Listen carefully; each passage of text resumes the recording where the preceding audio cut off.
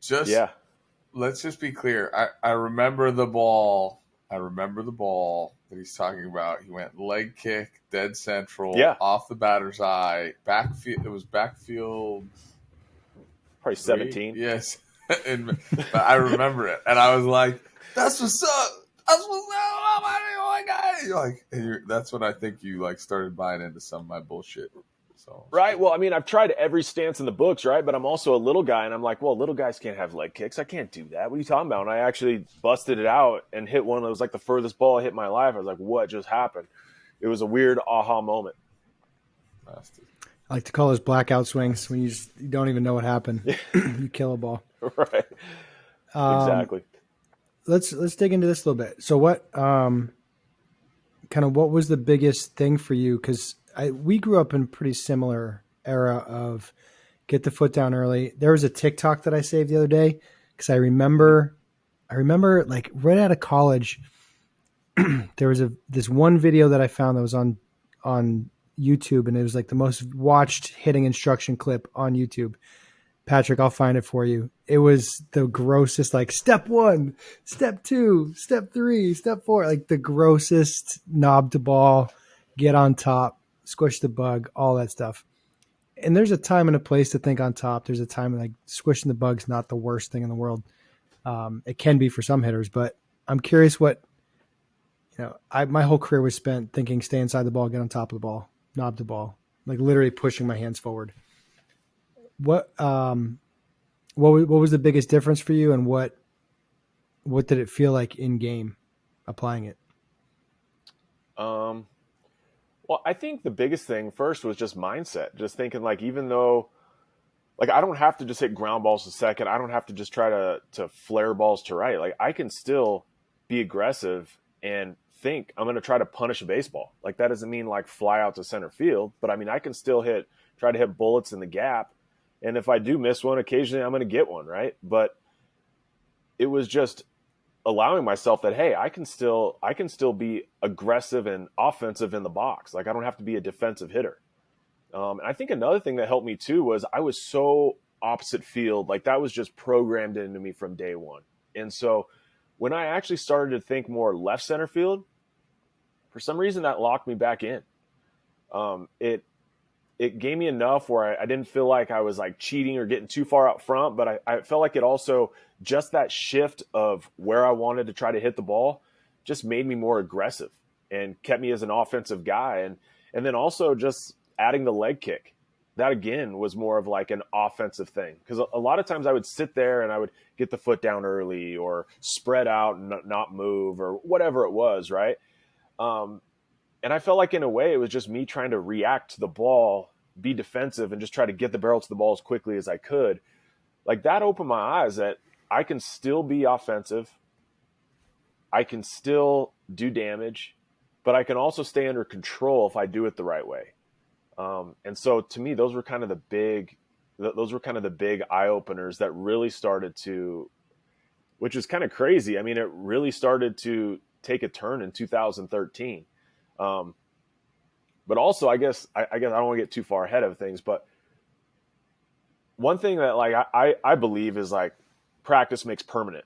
And like I feel like after being 33 years old, taking so many swings that like kind of created some permanence in a way, I had such a huge hole to dig out of that I don't think I ever fully I don't think I fully ever got to the ideal swing that I wanted. But I made some adjustments and got better from what I had. I mean, that was a deep pool I was trying to get out of, man. I mean, 33 years of swinging, you know? Yeah. And thinking back to your swing and the way that I always pictured it is like you were trying so hard to be short and just basically just like slap the ball around. I think Right. the left center thought probably helped you turn more to think about like clearing your body better, which doesn't take away the opposite field. As long as you're not flying open. If you fly open, then obviously it's not going to work. But just giving yourself that permission to clear better and maybe catch the ball out front here and there to pick your spots. It makes such a big difference. I was a guy, I couldn't hit a homer in BP to save my life. I just couldn't do it. And when I started learning how to do stuff, I could, if I wanted to, I could try to lift and hit balls over the fence, which I couldn't do in college. I couldn't do in high school. All my homers were mistakes. I couldn't do it. Yeah. Not that, and that's not even the whole point of it, is to try to hit homers.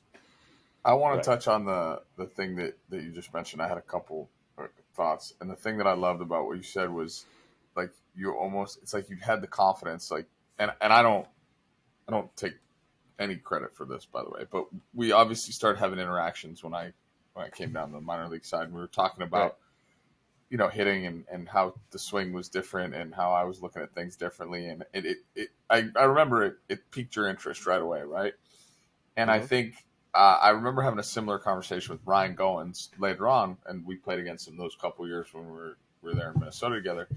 And Gogo could hit in the minor leagues. Like, I played against him in 2012, and me and Bobby both loved his moves. And most people would think of Ryan Goins and Doug Bernier as similar profiles as players. Like, really good defender, first thing that comes to your mind. Really good defender, Right?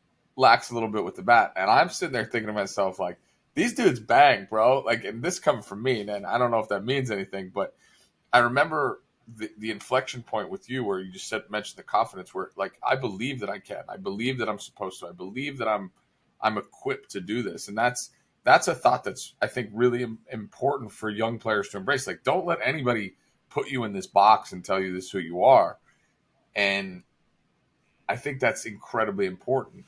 That goes directly in line with the second thing we were talking about, where now you're starting to think about making a leg kick, making a forward move, going. And the Joey Votto clip that was going around, it was making the rounds. They're talking about him hitting in the cage, and he talked about opposing forces. Right? It was basically the idea of, I know that to generate, I have to go, but at the same time, in order to stay under control, I want to keep my head quiet, my eyes still, and things like that. So I have literally opposing philosophies pulling me in opposite directions, and the entire thing is about finding balance between those two to really try to figure out what the optimal version of your player is, right? If that makes any sense. Right.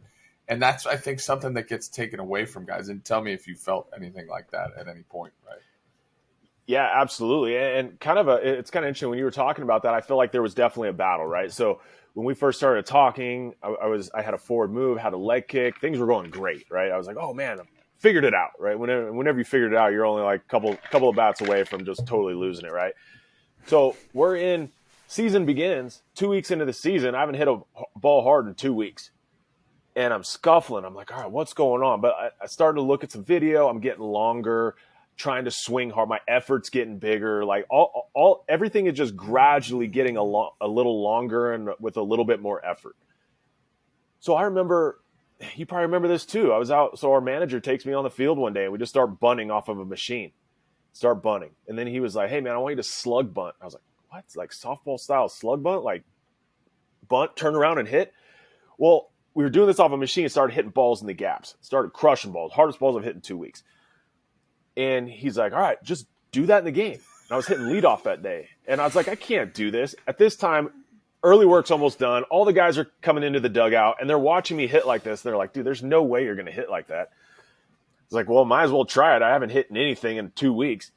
Sure enough, leading off the game, kind of give like not a full bunt because I didn't want to, but it was kind of like, I mean, I was there and I brought it back and hit a homer and was like, what just happened?